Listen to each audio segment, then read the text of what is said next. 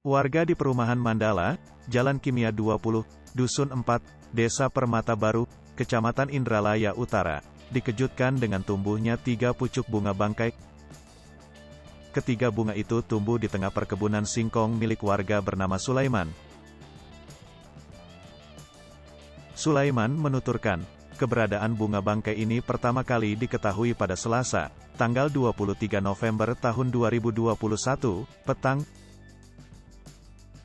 Kemarin sekitar jam 3 petang, ada bau seperti bangkai ayam.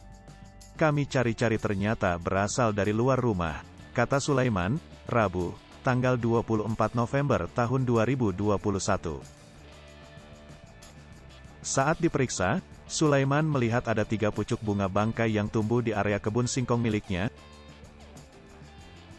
Menurut Sulaiman, bau bunga tersebut sangat menyengat.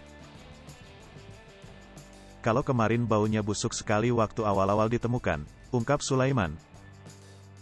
Keesokannya, kata Sulaiman, bau menyengat dari bunga bangkai mulai berkurang. Dari 3 bunga bangkai, 2 yang mekar jaraknya berdekatan dan satunya yang belum mekar agak terpisah jaraknya sekitar 1 meter. Dan bau ketiganya tidak terlalu menyengat seperti kemarin, ujar Sulaiman.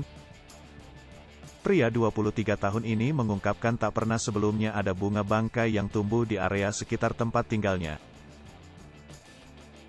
Kami sudah 14 tahun tinggal di sini. Baru kali ini ada bunga bangkai, ungkap Sulaiman. Tumbuhnya tanaman yang memiliki nama latin Rafflesia arnoldi ini menarik perhatian warga setempat.